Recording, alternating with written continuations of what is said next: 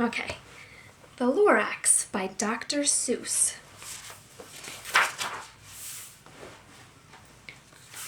At the far end of town, where the grickle grass grows, and the wind smells slow and sour when it blows, and no birds ever sing excepting old crows, is the street of the lifted Lorax. And deep in the grickle grass, some people say, if you look deep enough, you can still see today where the Lorax once stood, just as long as it could, before somebody lifted the Lorax away. Do you have an itchy nose? No, I have a snotty one. A snotty one, okay. You need a tissue? What was the Lorax, and why was it there? And why was it lifted and taken somewhere from the far end of town where the grickle grass grows? The old Onceler still lives here. Ask him. He knows. You won't see the Onceler. Don't knock at his door. He stays in his lurkum on top of his store. He lurks in his lurkum, cold under the roof, where he makes his own clothes out of muffered moof. And on special dank midnights in August he peeks out of the shutters, and sometimes he speaks and tells how the Lorax was lifted away. He'll tell you, perhaps, if you're willing to pay. On the end of a rope he lets down a tin pail, and you have to toss in 15 cents and a nail, and the shell of a great-great-great-grandfather snail. Then he pulls up the pail, makes a most careful count, to see if you've paid him the proper amount. Then he hides what you've paid him away in his snub, his secret strange hole in his grovelous glove. Then he grunts, I will call you by whisper-ma-phone, for the secrets I tell are for your ears alone. Down slips the whisper-ma-phone to your ear, and the old Onceler's whispers are not very clear, since they have to come down through a snurgly hose, and he sounds as if he had smallish bees up his nose. Now I'll tell you, he says, with his teeth sounding gray, how the Lorax got lifted and taken away. It all started way back, such a long, long time back. Way back in the days when the grass was still green, and the pond was still wet, and the clouds were still clean, and the song of the swomy swans rang out in space, one morning I came to this glorious place. And I first saw the trees, the truffula trees, the bright-colored tufts of the truffula trees, mile after mile in the fresh morning breeze. Isn't that the colors? That's the colors of truffula trees. And under the trees I saw brown barbaloots frisking about in their barbaloot suits as they played in the shade and ate truffula fruits. From the rippleless pond came the comfortable sound of the humming fish humming while splashing around. But those trees, those truffula trees! All my life I'd been searching for trees such as these. The touch of their tufts was much softer than silk, and they had the sweet smell of fresh butterfly milk. I felt a great leaping of joy in my heart. I knew just what to do. I unloaded my cart. In no time at all I had built a small shop. Then I chopped down a truffula tree with one chop. And with great skillful skill and with great speedy speed, I took the soft tuft and I knitted a thneed. The instant I'd finished, I heard a gazump. I looked. I saw something pop out of the stump of the tree I'd chopped down. It was sort of a man. Describe him? That's hard. I don't know if I can. He was shortish and brownish and oldish and brownish and mossy, and he spoke with a voice that was sharpish and bossy. Mister, he said with a sawdusty sneeze, I am the Lorax. I speak for the trees. I speak for the trees have no tongues, and I'm asking you, sir, at the top of my lungs. He was very upset as he shouted and puffed. What's that thing you've made out of my truffula tuft? Look, Lorax, I said, there's no cause for alarm. I chopped just one tree. I am doing no harm. I am being quite useful. This thing is a thneed. A thneed's a fine something that all people need. It's a shirt, it's a sock, it's a glove, it's a hat. But it has other uses, yes, far beyond that. You can use it for carpets, for pillows, for sheets, or curtains, or covers for bicycle seats. The Lorax said, Sir, you are crazy with greed. There is no one on earth who would buy that fool thneed. But the very next minute I proved he was wrong, for just at that minute a chap came along, and he thought that the thneed I had knitted was great. He happily bought it for $3.98. I laughed at the Lorax. "You poor guy, you never can tell what some people will buy." "I repeat," said the Lorax, "I speak for the trees." "I'm busy," I told him. "Be quiet if you please." I rushed across the room and in no time at all built a radio phone. I put in a quick call. I called all my brothers and uncles and aunts, and I said, "Listen here, here's a wonderful chance for the whole Onceler family to get mighty rich. Get over here fast, take the road to North Nitch, turn left at Weehawken, sharp right at South Stitch." And in no time at all, in the factory I built, the whole Onceler family was working full tilt. We were all knitting thneeds, just as busy as beads, to the sound of the chopping of truffula trees. Then, oh baby, oh, how my business did grow!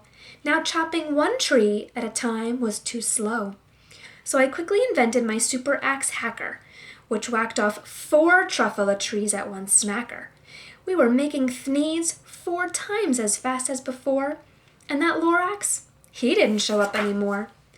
But the next week he knocked on my new office door. He snapped, "I'm the Lorax who speaks for the trees, which you seem to be chopping as fast as you please, but I'm also in charge of the brown barbaloots, who played in the shade in their barbaloot suits and happily lived eating truffula fruits. Now, thanks to your hacking my trees to the ground, there's not enough truffula fruit to go round, and my poor barbaloots are all getting the crummies, because they have gas and no food in their tummies. They loved living here, but I can't let them stay. They'll have to find food, and I hope that they may. Good luck, boys," he cried, and he sent them away. I, the Onceler, felt sad as I watched them all go, but business is business and business must grow, regardless of crummies and tummies, you know. I meant no harm, I most truly did not, but I had to grow bigger, so bigger I got. I biggered my factory, I biggered my roads, I biggered my wagons, I biggered the loads of the thneeds I shipped out. I was shipping them forth, to the south, to the east, to the west, to the north. I went right on biggering, selling more thneeds, and I biggered my money, which everyone needs. Then again he came back. I was fixing some pipes. That old nuisance Lorax came back with more gripes. "I am the Lorax," he coughed and he whiffed. He sneezed and he snuffled, he snargled, he sniffed. "Onceler," he cried with a cruffulous croak, "Onceler, you're making such smogglous smoke. My poor swomy swans, why, they can't sing a note. No one can sing who has smog in his throat." "And so," said the Lorax, "please pardon my cough. They cannot live here, so I'm sending them off. Where will they go? I don't hopefully know. They may have to fly for a month or a year to escape from the smog you've smogged up around here." "What's more," snapped the Lorax, his dander was up, "let me say a few words about gluppity-glup. Your machinery chugs on day and night without stop, making gluppity-glup, also schloppity-schlop. And what do you do with this leftover goo? I'll show you, you dirty old Onceler man, you. You're glumping the pond where the humming-fish hummed. No more can they hum, for their gills are all gummed. So I'm sending them off.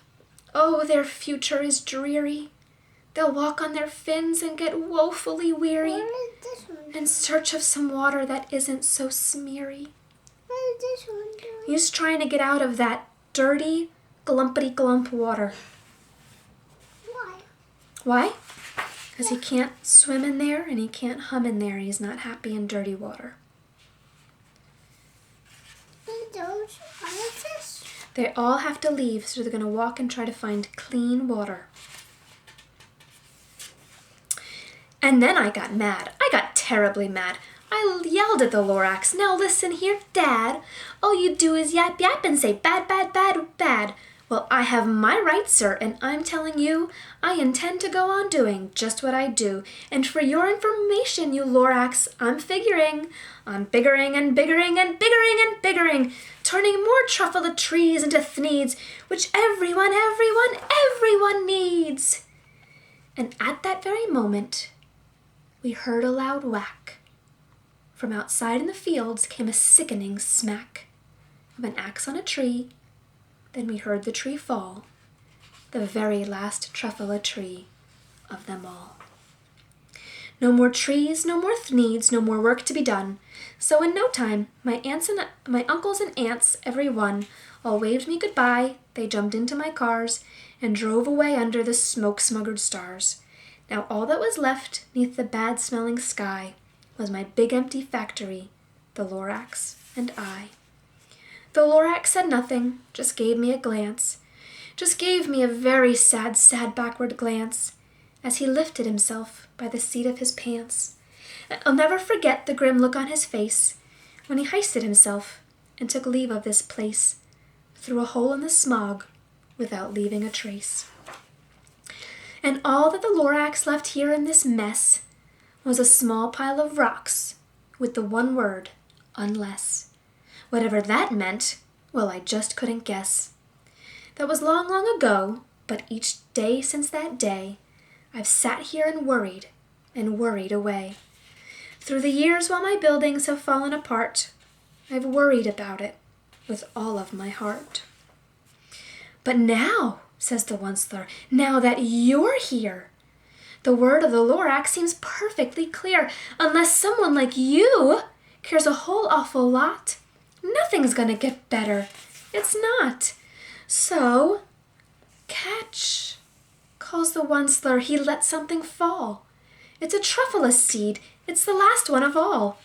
You're in charge of the last of the truffula seeds, and truffula trees are what everyone needs.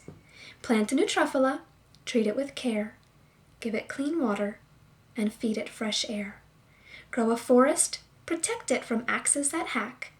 Then the Lorax and all of his friends may come back. The end.